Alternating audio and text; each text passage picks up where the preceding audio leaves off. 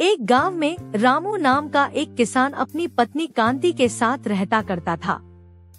स्वभाव से वह बहुत सरल और लक्ष्मी माँ का भक्त था। वह अपने खेतों में खेती बाड़ी का काम करता और उस काम में उसकी पत्नी कांति उसका हाथ बटाती थी। दोनों शाम को खेतों में काम करके थक हार कर सो जाया करते थे। एक बार किसान की सारी फसल गांव में सूखा पड़ने से खराब हो जाती है। रामू और उसकी पत्नी कांति को खाने के लाले पड़ जाते हैं। वे दोनों बहुत उदास हो जाते हैं। एक दिन रामू अपने खेतों में अकेला बैठकर रो रहा होता है। उसी वक्त वहाँ लक्ष्मी माँ प्रकट हो जाती हैं और बोलती हैं, बेटा तू अब परेशान मत हो, तेरी नेकी का फल मैं तुझे दूंगी।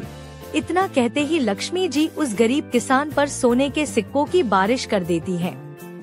रामू की आंखों में खुशी के आंसू आ जाते हैं और वह बहुत खुश हो जाता है।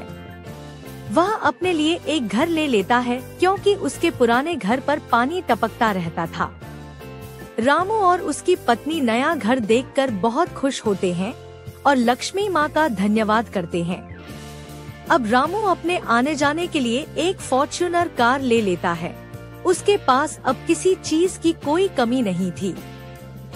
जब उसकी पत्नी कांति कार को देखती तो वह बहुत खुश हो जाती।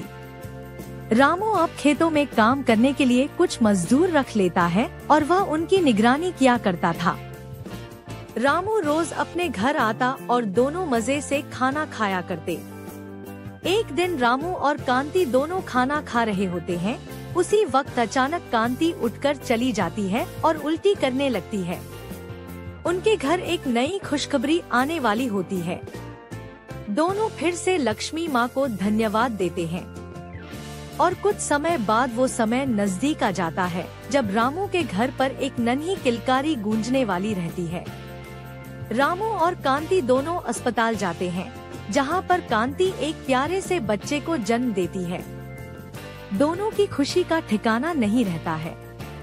जैसे रामू को लक्ष्मी माँ ने वरदान दिया और उसकी किस्मत चमक गई, वैसे ही आप लोगों की भी किस्मत चमके।